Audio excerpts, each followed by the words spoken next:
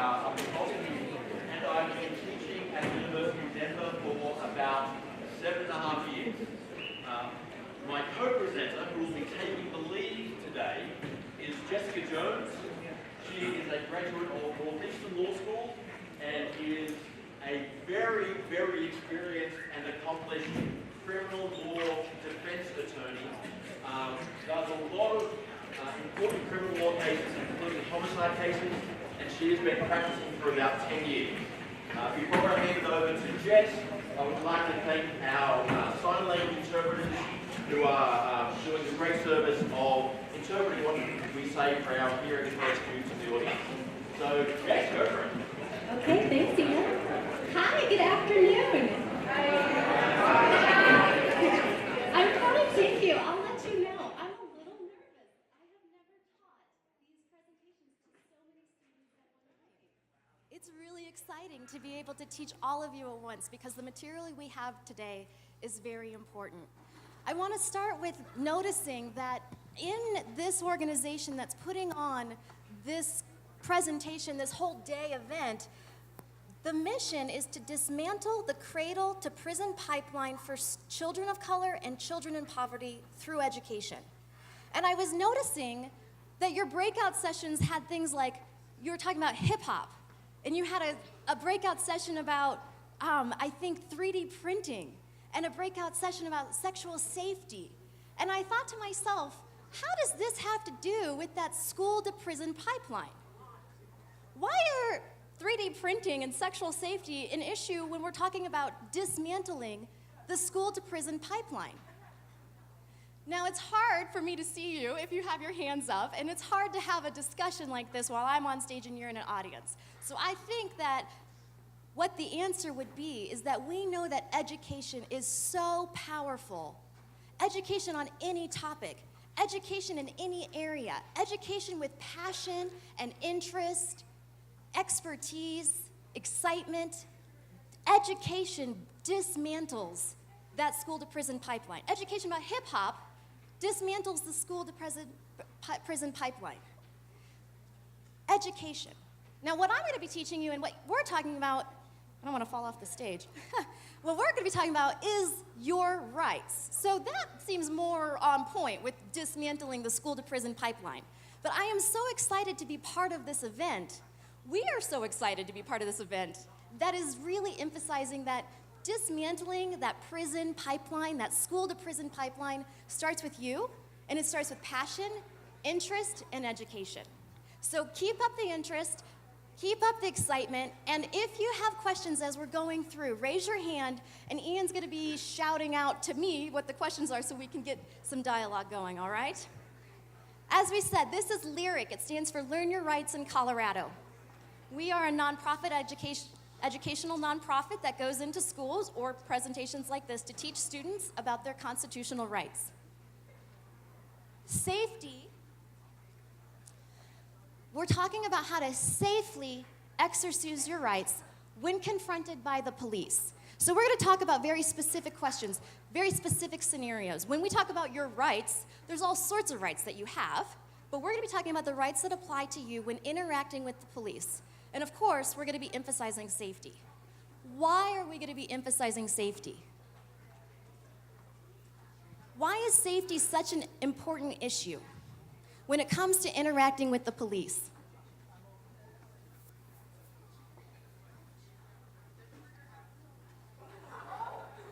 Okay. So one answer was that you're being targeted by the police. That's right. Yeah, we know that there are certain populations, certain colors of people that seem to be more targeted by the police. And also more recently, we know that there are certain individuals, certain populations that are not just targeted by the police, and let's just be clear, they're murdered by the police. And we don't have a problem just saying that. Here at Lyric, we understand that that is a reality that everyone, especially those in this group, face. So we need to be very aware of the fact that safety is important. But so are your constitutional rights. 2 rules for our lyric presentation that typically will come into play. If you have a question specifically, and we're going to linger after our presentation, so these will apply then too. If you have a specific question, use it in the hypothetical.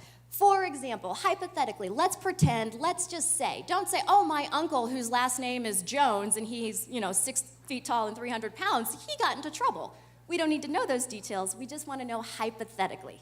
The second rule is that you should be skeptical of someone who has all the answers all the time. We may not know the answers to the questions you ask, but we will look it up and we can try to get back to you as quickly as possible what the answer would be. Safety, again, is your #1 priority when contacting the police, and we have a short video that goes over some rules that you should use when interacting with the police.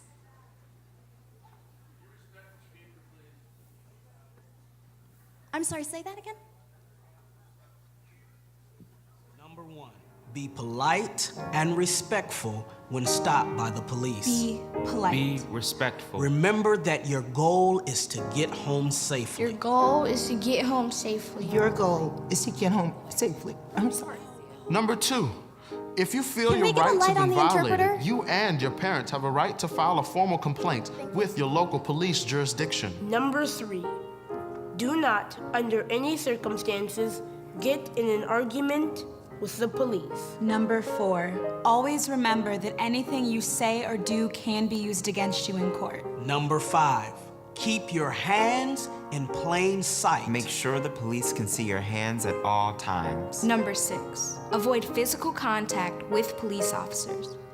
Do not make any sudden movements and keep your hands out of your pockets. Number 7, Do not. Do not. Do not, do not, do not, do not. Do not run, even if you are afraid.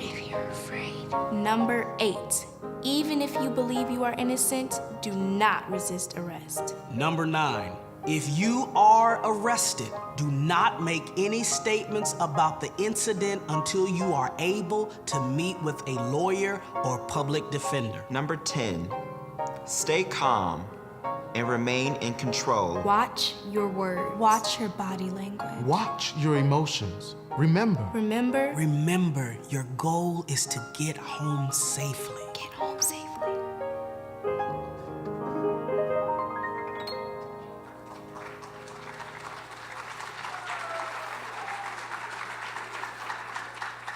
Yeah, that's a pretty useful video. So let's break it down. If you've been paying attention, I've said it a couple of times, but where do your rights come from? If you think it's A, law enforcement, raise your hand. If you think it's B, the President of the United States, raise your hand.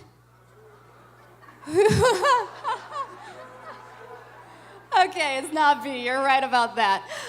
Who thinks it's C, the Constitution? Yeah, that's right. It is the Constitution, and I've said it a couple times. We're going to be talking about your constitutional rights. And here's the thing, the rights that we're talking about today, the constitutional rights that we're going to go over today apply to everyone in this room. They apply to everyone on this campus. They apply to everyone in this city, in this state, in this nation, regardless of anything. You understand me? So for example, I'm not American. But the rights apply to me. The rights apply to everybody, even if they're here without documents, anyone who's in the US. That's right. Ian's from Australia. But the rights that we're talking about today apply to him and they apply to you. Now, we're going to be going over the 4th, the 5th, and the 6th Amendments today. The 5th Amendment says, no person shall be compelled in any criminal case to be a witness against himself. So some key words in this phrase. We're talking about criminal cases. So one of the distinctions in the law that we have in America is we have criminal law and we have civil law. Pretty much anything that's not criminal is going to be civil. So the world of civil law is like this big. Huge. The world of criminal law is pretty small. But we have this massive dichotomy in our legal system. And the rules that we're talking about, the constitutional amendments that we're talking about, and the 5th Amendment applies in criminal cases. That's when the state, when the government says you have violated a law, and the consequences are something like a fine, or probation, or jail, or prison. Then we know we're in the criminal context. Yet, the rights that we're talking about, 90% of youth choose to waive this right. And when we're talking about the Fifth Amendment right, you guys know what we're talking about. Who knows them? You have the right to remain silent, right? What's the next one?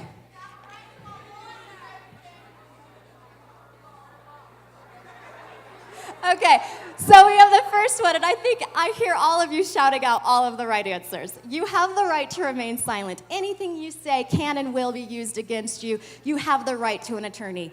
This is what Miranda, the Fifth Amendment, guarantees. So if we all know this, when I say, hey, Miranda, you have the Miranda rights, you all know it, and yet, to go back, 90% of you don't use this right. Why? Why, if you know you have the right to remain silent, do you not use it? Somebody shout out. Why do you think?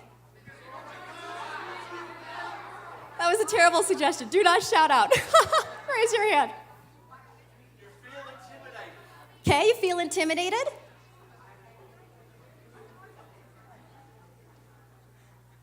Because everybody feels like they have a right, maybe the power to defend themselves.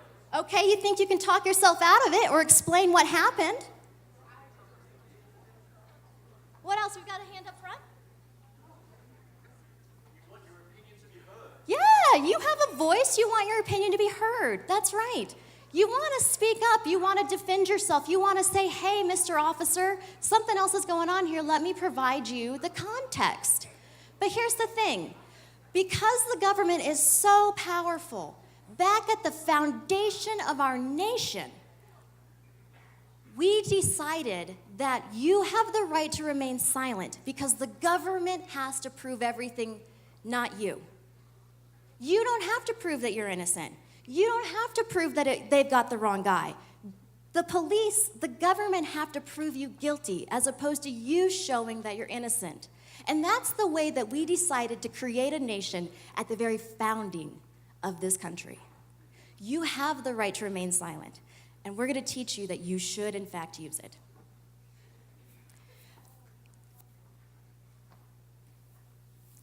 Miranda rights apply specifically when you're in custody and you're being interrogated. Now, here's the thing. As Ian said, I've been practicing for a while, and nearly every case, I mean to say 95% of my clients say, Ms. Jones, this case needs to be thrown out. They didn't read me my Miranda rights. I can go, I'm free, right? They violated the Constitution. But that's not true, because Miranda only applies when you're in custody and being interrogated. Custody is a reasonable person in this position would not feel free to leave. So you don't necessarily have to be formally arrested in handcuffs, but if you don't feel like you're free to leave when you're in an interaction with the police, you're in custody. Interrogation is questioning. If an officer is on the street and is talking to you, you're free to leave. So Miranda doesn't apply, even though he's talking to you and asking questions. If you're in a police car and you're going to the police station, you're in custody, but the officer's not asking any questions. The officer's not saying, oh, hey, where were you headed to? Or, oh, hey, let's talk about what happened. If the officer's not asking questions, even though you're in custody, he doesn't have to tell you what your Miranda rights are. And here's the thing. You know what your Miranda rights are. Use them. So, the thing is, there are two things you do have to say verbally to an officer. Here in Colorado, the law requires you to provide 2 pieces of information. Do you guys know what that is?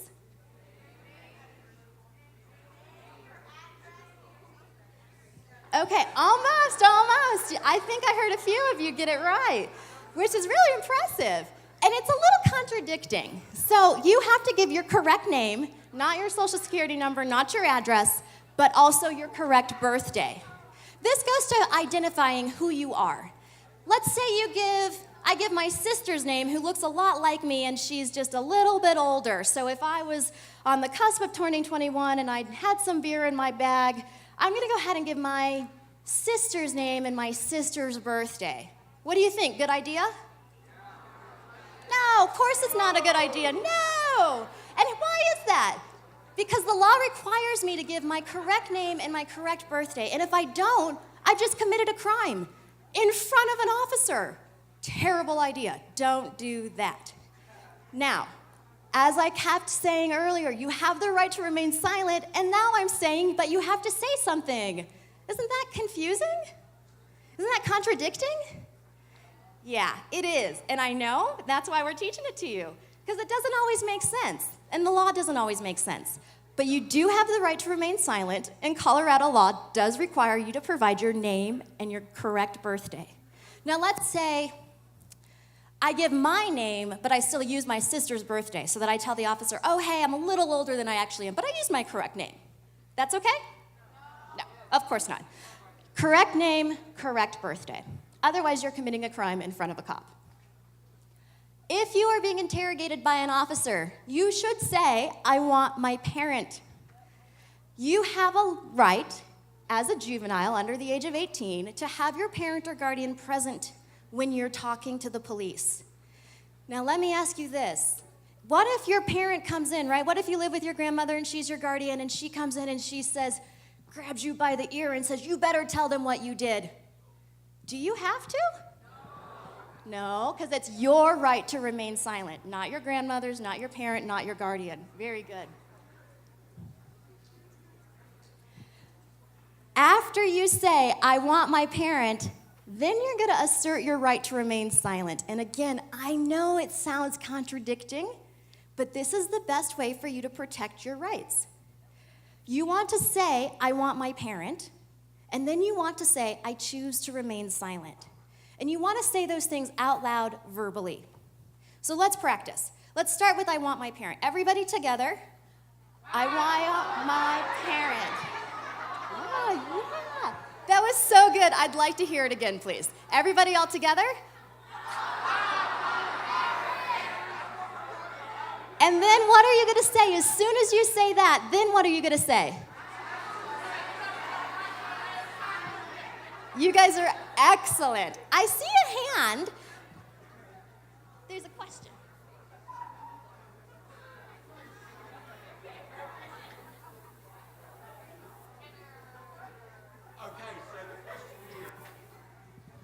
Wow, I feel special. I have a microphone. So the question was, what if the person is deaf? If the person is deaf and is being interrogated in custody, then they have a right to have an interpreter available. And so you would ask for that, or at least indicate that you are hearing impaired in some way, and then unless an interpreter is provided for you, nothing you say can be used against you. That right only applies when you're being interrogated in custody, just like the Miranda rights. So if an officer approaches you on the street, or if an officer pulls you over, there's a case about this quite recently, and asks for a breath test or a blood test, you do not have a right to an interpreter in that situation, but you do if you're being interrogated. Okay, so that's actually really important, and it's something that we do talk about. And the reason I need you always to articulate what your rights are. If I were being questioned by an officer, and I just cross my arms, and I take a stance, and I look at the ground, and I don't say anything, I clam up, I have the right to remain silent, right? But now, the officer doesn't know what's going on. Am I having an emotional breakdown? Am I unable to communicate because I don't speak the language? Is there some kind of problem that I'm so intimidated I'm having an anxiety attack? It's not clear. It's not clear why I'm crossing my arms and fidgeting and looking down and not responding to the officer. But if I look up and I say, officer, I choose to remain silent, now the officer knows what's going on. Now the officer knows that I'm smart, I'm educated, I know what my rights are, and I am respectfully exercising those rights, okay? So it's very important to be able to communicate with the officers, but communicate what your rights are. You don't have to tell them where you're going and what crime you may or may not have just committed, but you do absolutely want to say, I want my lawyer, I want my parent, I choose to remain silent, okay? You have to articulate that out loud, because if you don't say it, the officer won't know. So Jess, we have a question from the crowd, which is, What about if the officer gets mad? Like if you assert your rights, then maybe that's when the officer gets angry with you. Yeah, that's a pretty realistic possibility, right? So let's go into some of the other things that we're going to talk about, and I will circle back to answering that question. Listen, one other thing on the Fifth Amendment. What you tell your parent can potentially be used against you in the court of law, and that's something that you need to know. When we're talking about this, we want you to understand that the only person you should talk to about a specific incident, if you are in legal trouble, is your attorney. Now, let's talk about the Sixth Amendment. It says in all criminal, remember criminal, prosecutions, the accused shall have the right, the assistance of counsel for his defense. So earlier someone said, well, I might want to talk up because I might want to defend myself. But because we have such a complicated legal system, at the very beginning of this nation, we said, you know what, that is not on the individual. They don't have to defend themselves. We will make sure that when they're accused of a crime, we will provide an attorney to help them with the defense. If you are charged with a crime, the only person you should talk to about what happened is your lawyer. And you want to ask for a lawyer. And you don't want to just mumble it under your voice. You don't want to look down and say, oh yeah, I want a lawyer. You want to be smart, educated, respectful, articulate, and say, I want my lawyer. Let's practice, please. You guys are so good. Thank you. Now we're going to get into the meat and bones of what we want to talk about today, and that's the Fourth Amendment. Now listen, the Fifth and the Sixth Amendment are really important. It's very important that you understand you have the right to remain silent. It's very important that you understand you have the right to counsel. But what we want to talk about is in those everyday interactions with the police. What are your rights in those scenarios? And that's where we start with the Fourth Amendment. You have the right to be free against unreasonable searches and seizures, and that right shall not be violated. So let me ask this. Has anyone ever experienced or had a seizure or seen someone have a seizure? Okay. When you saw that happening, did you feel like that was what the person wanted to be doing? Did they want to have that seizure? Sometimes you see people with seizures and they get really tense and stiff. Do you feel like they have control over their movement? So when we're talking about seizures in the legal context, we're talking about it similarly. When the police prevent you from being free to move, we're talking about a seizure. The police say, stop, freeze, I want to talk with you. So, can a police officer approach you on the street and ask you questions? Who thinks, yeah, always? Raise your hand. Who thinks, no, never? Okay, and who thinks C, only if I've done something wrong? So here's the thing, police officers are just people. They're regular people, so of course they can just come and talk to you on the street. But do you have to answer the questions? No. What's the only question you're gonna have to answer? Awesome, very good. If a police officer stops you on the street, can they keep you from walking away? Not just talking to you, but walking away. Who says yes always? No, never? Yes, if the officer has reasonable suspicion? That sounds like the right answer. It's pretty legally, right? And that is indeed the correct answer. So let's talk about reasonable suspicion. Reasonable suspicion is a really great legal phrase, and it makes you sound really smart when you're using it. But here's the thing. It does nothing for you in the moment. So one thing that I want to talk about is the question that was asked of me about 10 minutes ago. What if the officer gets mad? What if the officer doesn't want you to assert your rights? What about the everyday interactions that we might have with police if we're waiting for the bus stop or we're headed to 7-Eleven? If an officer can use reasonable suspicion to keep you from walking away, what does that really mean? I like to think of reasonable suspicion as squishy. It kind of doesn't really have boundaries.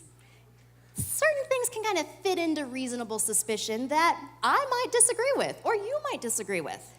And the thing about reasonable suspicion is that what it is it's in the officer's mind. Reasonable suspicion is not something that's on the street that somebody can pick up. Reasonable suspicion is not what I think happens or needs to know.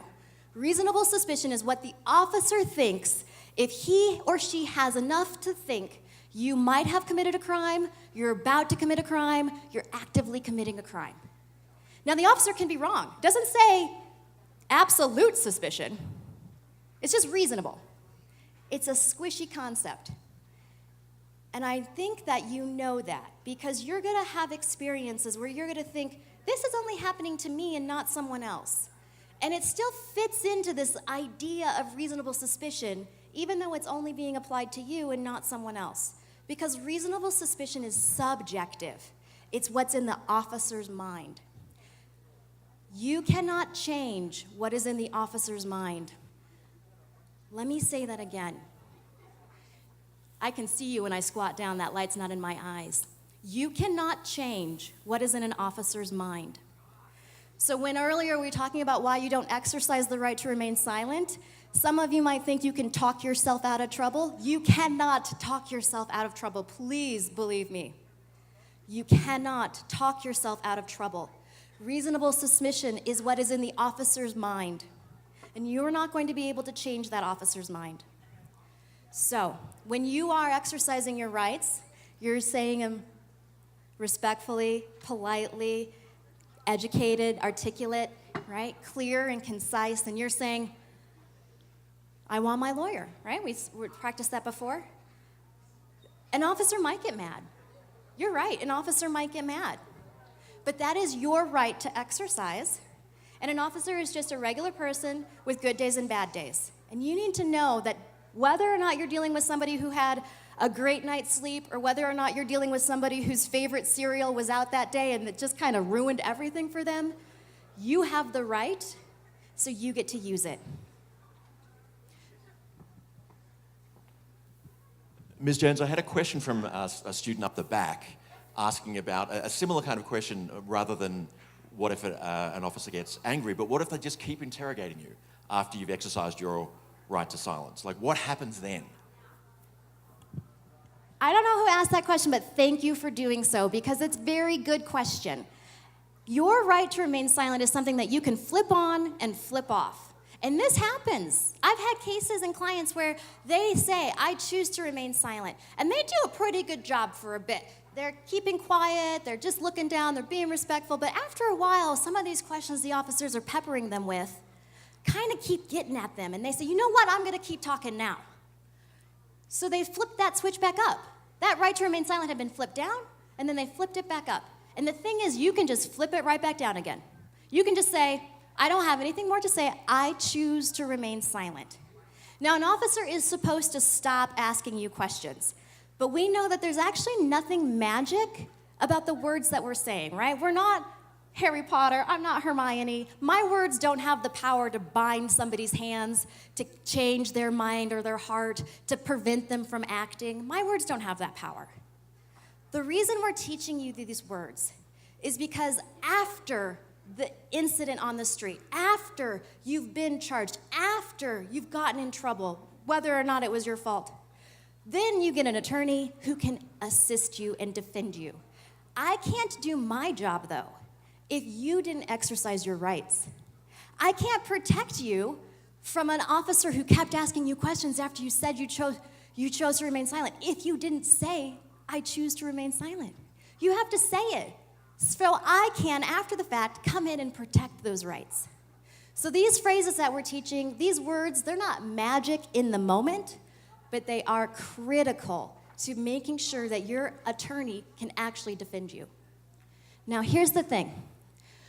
We're bouncing back and forth, and that's okay. But I want to make sure that we do talk about this whole issue of being seized by the police and whether or not you're free to leave or whether or not you're being detained and no longer free of your own movements. Sometimes that can feel a little hard to figure out. So just ask. Just ask, am I free to leave? It's a really useful question. And once again, you're going to be showing the officer you're smart, you're educated, you're respectful. You're not going to mumble. You're not going to shout. You're just going to be very clear, very concise. Am I free to leave? Such an important phrase. You guys know what I want you to do. One more time, please. Am I free to leave? Am I free to leave? Very good.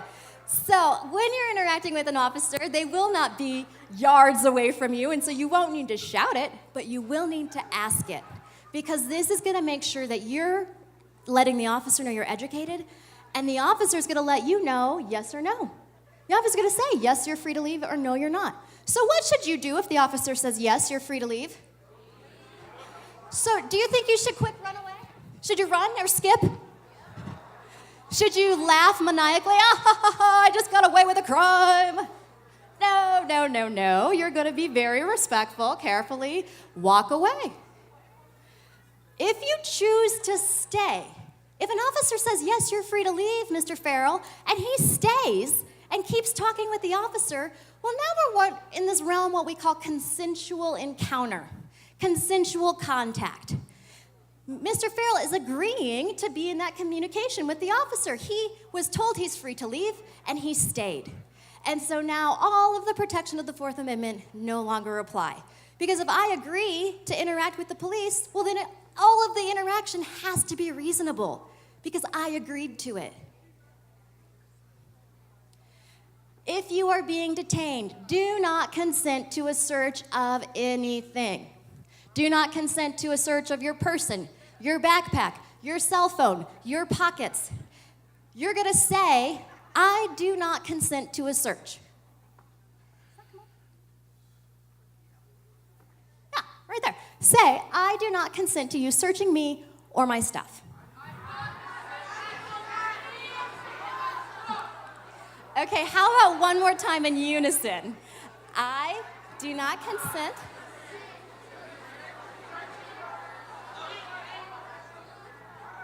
I'll give it to you. Listen here, though. When you are interacting with an officer, you've got to make sure that you are being understood. So if you're in a group or you're by yourself, you still want to make sure that you're communicating clearly, concisely, respectfully. You don't have to shout. You don't have to whisper. You just want to assert your rights calmly and respectfully. You are being detained. You're not consenting to a search. Is the officer allowed to still search you? Let's say your cell phone? Anybody think yes? So as you're probably figuring out in the law, there's not much that's black and white. So the answer is under circumstances. So let's play this out. So here's the thing. If you are, let's say, 16 years old, and you're being stopped by the police, and they want to do a pat down. They want to just kind of feel on the outside of your pockets and your body. And let's say they feel a cell phone. Are they allowed to search it? Are they allowed to go in your pocket and get that cell phone and look at it? So here's the thing. The key fact here is that you're 16 years old, and it might feel like a cigarette package, right? It could potentially feel like something you're not supposed to have.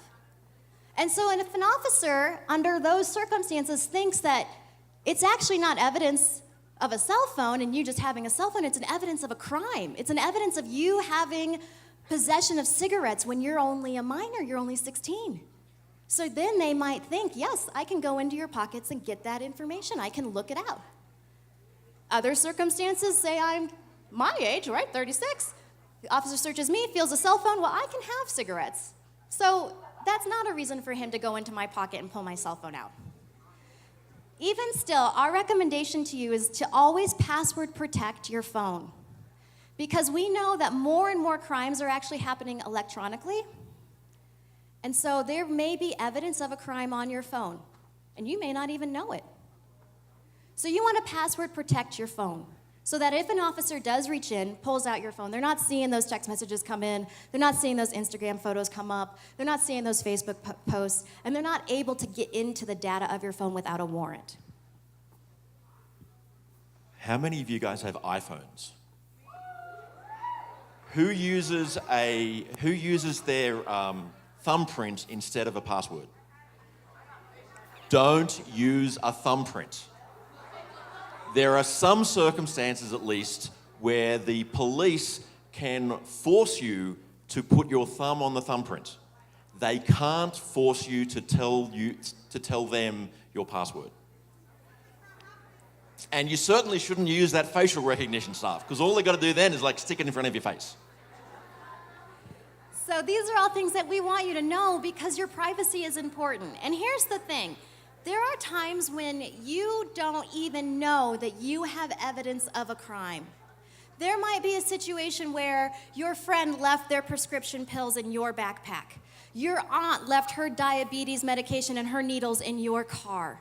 Your friend texted you a link to a porn site that you didn't want to open up. So, those are crimes. Those are all crimes, but you didn't know that you were committing them and you didn't want to commit them. But that evidence is on you or near you or in your person, and you have to be aware that the police are looking for crimes. So let me ask you this. What is the job of a police officer? To serve and protect. I heard someone say that. I've heard that long time before. The police's job is to look for crime and then stop it. So when police are talking with you, do you think it's because they really want your opinion on the weather? Do you think it's because they really care about whether or not you're going to the football game? Do you think it's because they really want to make sure that you're going to get home in a different place at the right time in the right space? It's because they're looking for crime and trying to stop it. That's the job of an officer. Now, we know that there are really good officers who do that and do that in a really good way. And we know that there are really bad officers who do that and do that in a really bad way. Because we know that officers are just people.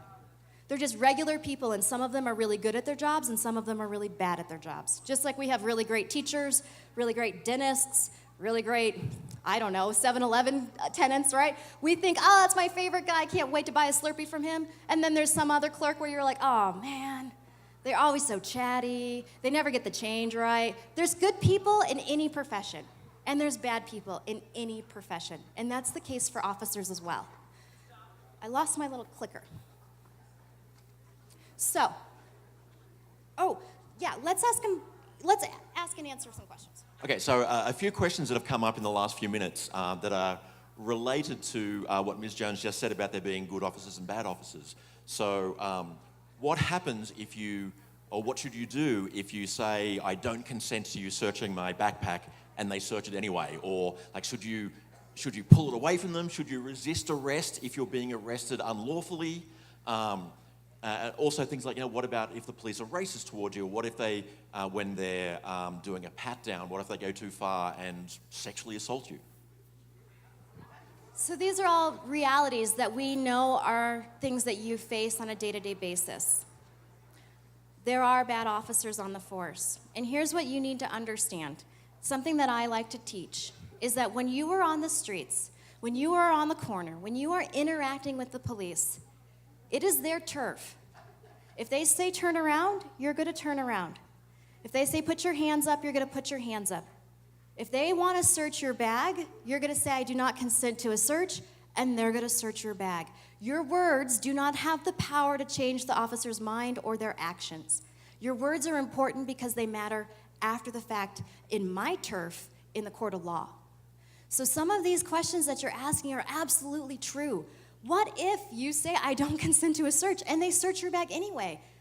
Then they search your bag anyway. And absolutely, you should not grab your bag back. And absolutely, you should not say, I heard a lawyer say that you need articulable suspicion to search my bag. Don't do that, because your words aren't going to matter. Your words aren't going to change what's in an officer's mind. So you're going to be respectful, you're going to assert your rights, and you're going to understand that the officer's turf, what they say goes. So if they say, you need to stop and turn around and put your hands up, then you're going to stop and turn around and put your hands up. You do know, however, because you've sat here in this presentation, you have the right to remain silent. So if an officer says, you're going to talk to me, you don't need to do that. You just need to provide your name and your birthday, right?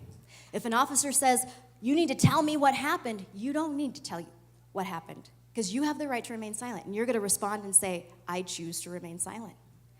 If an officer says, I want to search your car, whatever you might be driving, you can say, I do not consent to a search of my car, and they may still search your car. And it may be really frustrating. And in fact, it's not fair. It's not right. It violates the Constitution, but it might still happen. And I think that's important to know, There are lots of times, and I have a feeling that there have been times where your parents have said to you, life isn't fair, and life isn't fair.